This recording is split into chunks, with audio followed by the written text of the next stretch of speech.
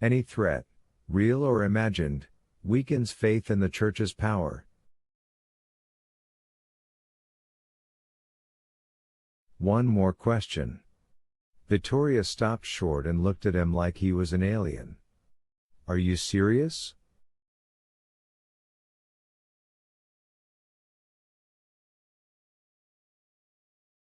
Langdon stopped. What do you mean?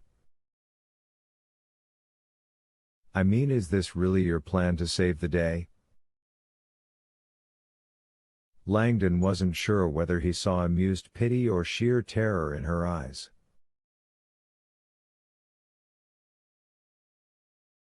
You mean finding diagramma? No, I mean finding diagramma, locating a 400-year-old senyo, deciphering some mathematical code, and following an ancient trail of art that only the most brilliant scientists in history have ever been able to follow. All in the next 4 hours.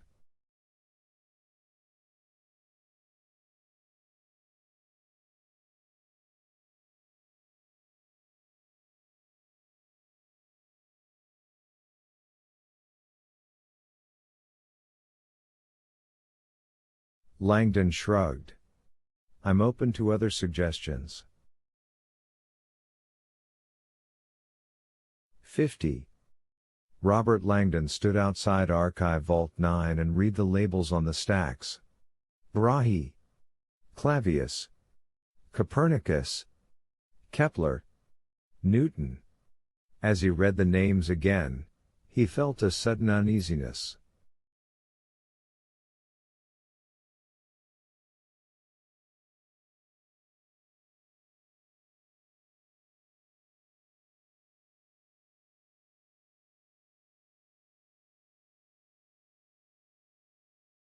Here are the scientists. But where is Galileo? He turned to Vittoria, who was checking the contents of a nearby vault.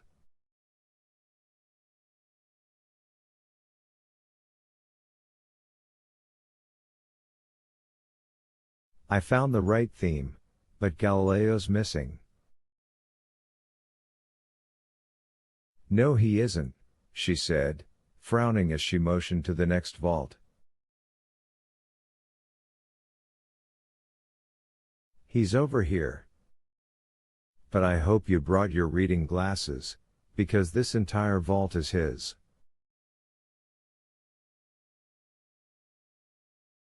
Langdon ran over. Vittoria was right. Every indictor tab in Vault 10 carried the same keyword. Il processo galileano.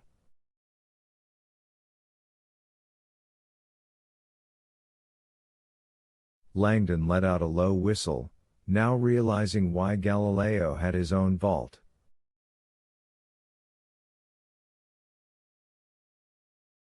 The Galileo affair, he marveled, peering through the glass at the dark outlines of the stacks.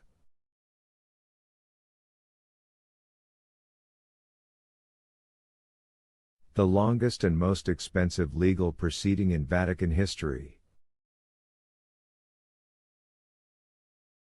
14 years and 600 million lira. It's all here. Have a few legal documents. I guess lawyers haven't evolved much over the centuries. Neither have sharks. Langdon strode to a large yellow button on the side of the vault. He pressed it, and a bank of overhead lights hummed on inside. The lights were deep red, turning the cube into a glowing crimson cell. A maze of towering shelves.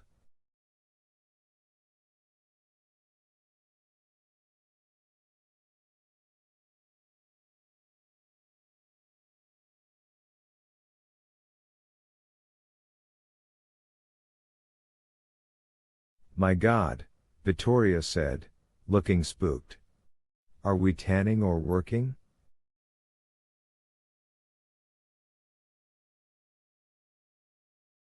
Parchment and vellum fades, so vault lighting is always done with dark lights.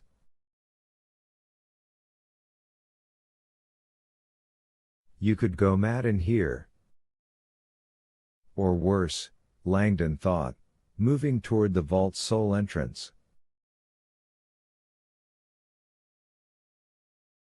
A quick word of warning.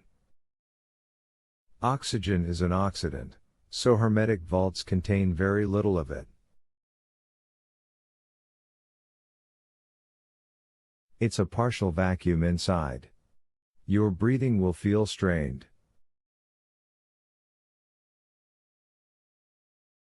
Hey, if old cardinals can survive it. True, Langdon thought. May we be as lucky. The vault entrance was a single electronic revolving door. Langdon noted the common arrangement of 4 access buttons on the door's inner shaft, one accessible from each compartment.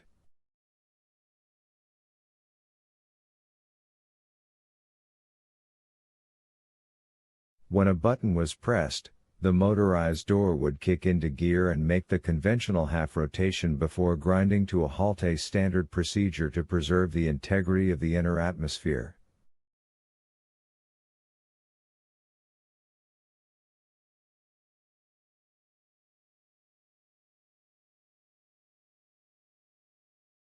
After I'm in, Langdon said, just press the button and follow me through.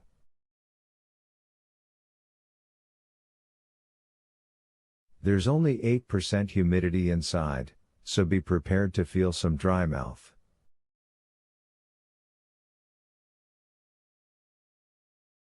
Langdon stepped into the rotating compartment and pressed the button. The door buzzed loudly and began to rotate. As he followed its motion, Langdon prepared his body for the physical shock that always accompanied the first few seconds in a hermetic vault.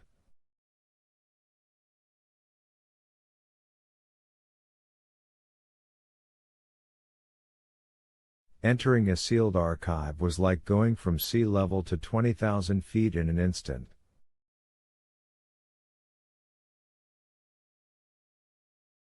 Nausea and lightheadedness were not uncommon. Double vision, double over, he reminded himself, quoting the archivist's mantra. Langdon felt his ears pop.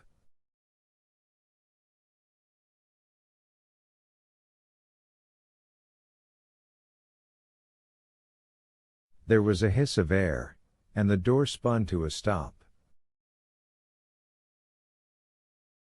He was in. Langdon's first realization was that the air inside was thinner than he had anticipated.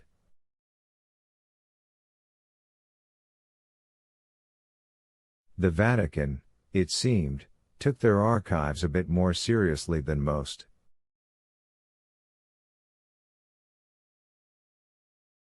Langdon fought the gag reflex and relaxed his chest while his pulmonary capillaries dilated.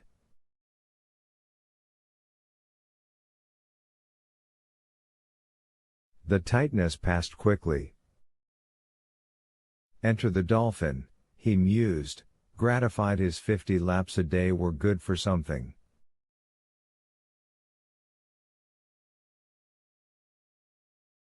Breathing more normally now, he looked around the vault. Despite the transparent outer walls, he felt a familiar anxiety. I'm in a box, he thought. A blood-red box. The door buzzed behind him, and Langdon turned to watch Vittoria enter.